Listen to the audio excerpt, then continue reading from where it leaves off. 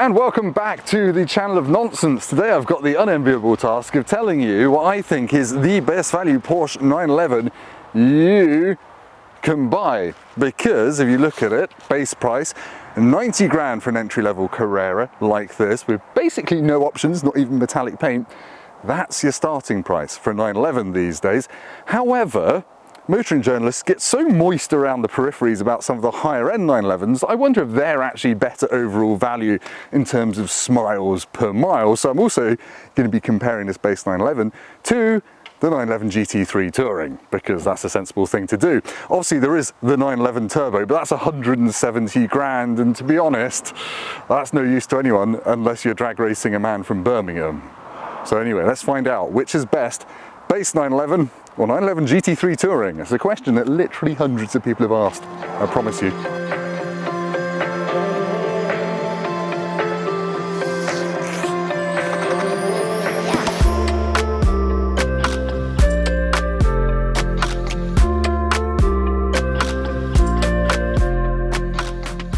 Right, if you've never driven any 992 Gen 911, you need to know that to start it, you put your foot on the brake and twist a little key-shaped knob down here. Now, because this is the base one, you don't get an option of a manual gearbox.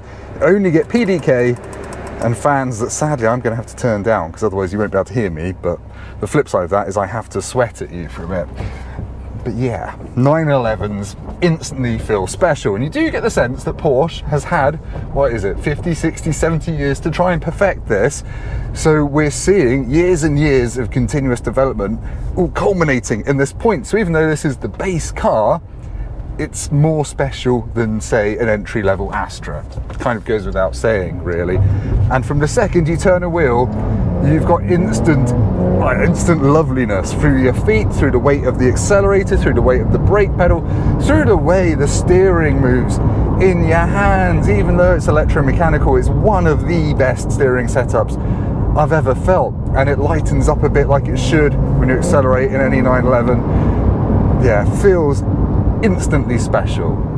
But is it going to be the best value 911? Well, the GT3 might cost, what is it, 50 grand more than this, but it only gets you a 0.6 second faster 0 to 62 mile an hour time. This will do it in 4 seconds dead, which is insane. This is the entry-level 911. It's a 4 second to 60 car. The GT3 is 0.6 seconds faster, but obviously don't buy a GT3 for outright speed, do you? But if I just stepped into this, I would think this is amazing. It's astonishingly quick. Because it's turbocharged, you've got so much torque. Was it 450 Newton meters, fourth gear to 60? You've got that flat six behind you.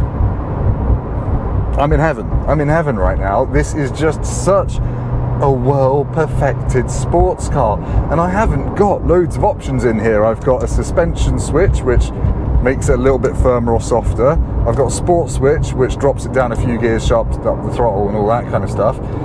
It just wants you to get in it and drive it. And for me, that is what sports cars should be about. I don't want to have to do an M5 and work out which of the million driving modes, well, which one's the best one and the one that's going to make me smile. This just feels absolutely brilliant. So yeah, this is a fast car, and it weighs about 87 kilos more than the GT3 that I'm about to drive in a minute. But obviously in isolation, this just feels absolutely epic. I've got adaptive dampers. I don't have a limited slip on the back axle. I haven't really got any fancy chassis stuff whatsoever, but it feels so well judged over this bumpy, broken road that even the doddering arsehole in the Volkswagen Golf in front of me isn't bothering me. Let's go for an overtake. Use that torque.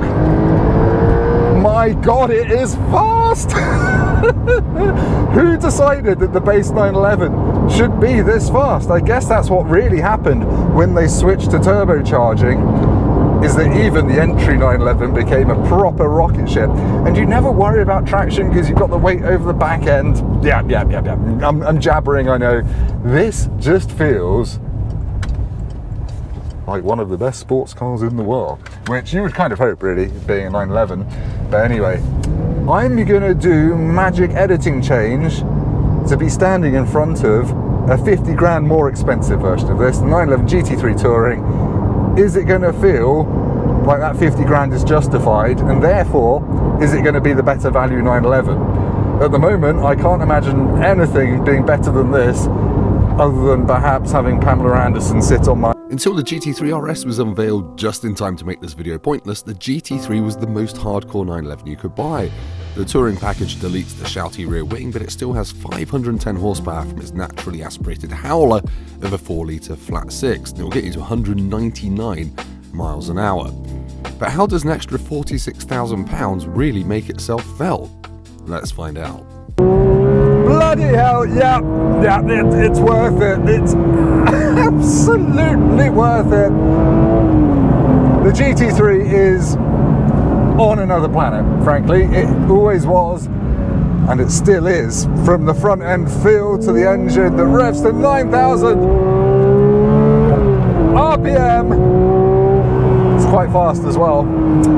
Yes, the list of differences between this and the regular 911 that I drove a minute ago is bigger than the list of similarities, I would argue. I've got totally different suspension. I've got ball jointed suspension that's lower. I've got 4-wheel steering, so the rear tyres steer for extra agility or stability depending on how fast you're going. I've got a sports exhaust. I've got 6-piston monoblock brakes. I've got so much different stuff. And the 4-litre engine is frankly only a small part of it, but it's a very noisy part of it, which is very lovely. The manual gearbox is a thing I don't have on the base 911 either. It's not even an option until you get to the Carrera S.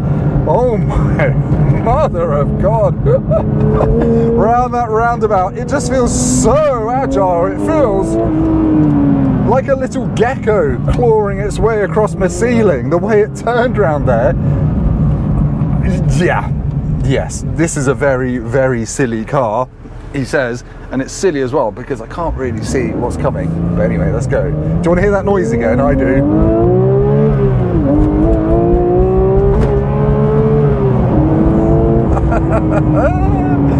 It's incredibly well damped as well. You expect it to be uber firm, and it is quite firm, certainly. But over this bumpy, broken road, it does an incredible job of connecting you to the road without disconnecting your vertebrae from one another, or the fleshy stuff that holds them together. I mean, you certainly know you're in a more focused 911, but it's not kicking back in my hands, it's just egging me on a bit, frankly. It takes a little while to get used to the sensation of the 4-wheel steering, because it can feel like it turns in a bit too quickly, but you soon get used to it.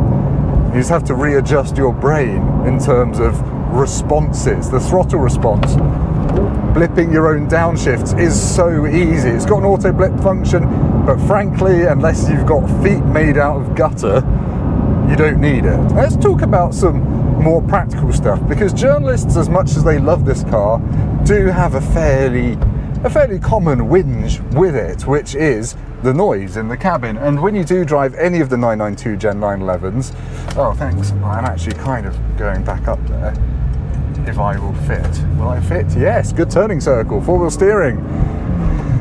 It is quite a noisy car, that's what I'm trying to say. It's fine when you're hoofing it along a nice bumpy country road, but on the motorway you get so much tyre noise that you do kind of wonder if you need earplugs. I mean, I'm doing 60 down a country road, and I feel like I'm having to shout a bit, but all the noise is behind me, kicking up those massive rear tyres. But I have to say, this makes up for it in just about every other area. It does still feel quite extreme, actually. I mean, I know Harry Metcalf whinged about it being too firm, and I see where he's coming from, because I'm feeling everything, but I kind of forgive it that, because the payoff is directness and feel and instant responses to everything you do. And it's easy to get caught up in the fact it's got a 9,000 RPM redline, when in reality you can surf the torque and short shift everywhere and still make really seriously rapid progress. It is an epic piece of engineering, this, absolutely epic. I see why all those important journalists who have got lots of money have bought them. You do need the nose lift though, because going into National Trust car parks does scrape its schnoz on the floor a bit, like it's trying to hoover up some muddy cocaine in a Soho club. But who cares? It makes this noise. Jesus.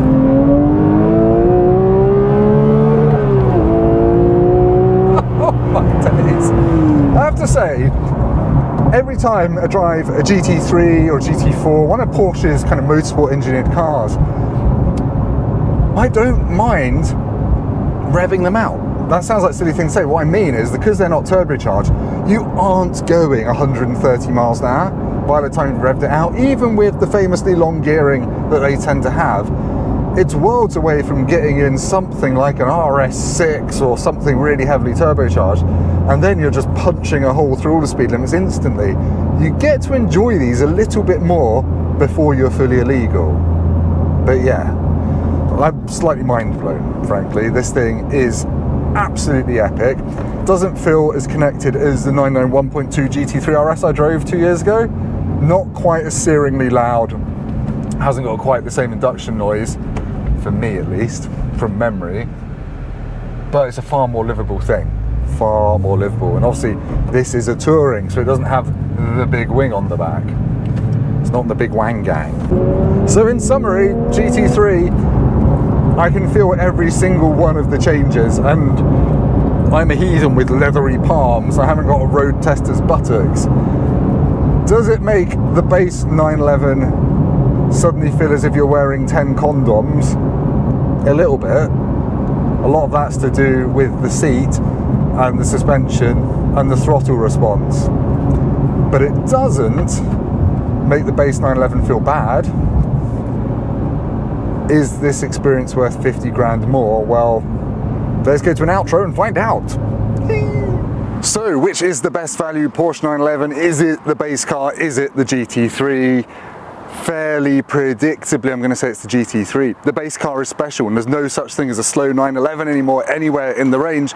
They all feel like special sports cars, but only one of them makes you feel like you're licking the face of God. And I mean that in the most respectful way. This just is an amazing road car. It's not chasing lap times, but it is chasing connection, emotion, feeling, all that great stuff that we love in drivers' cars. It sounds biblical. It's only 50 grand more than the regular 911. If you can afford a 90 grand car, can you afford a 130,000 pound one? Can you get a build slot? I don't know. All I know is this is one of the best cars I've ever driven on the road. Incredibly special thing. Yeah, best value 911. There we go. We've called it. How useful was that? If it was, thank you for watching. Please hit like and do subscribe to the channel, because I've got plenty more nonsense coming very soon. In the meantime, go down to the comments and leave me the German word for a caterpillar and a sausage, and I'll see you next time. Thank you for watching. Goodbye.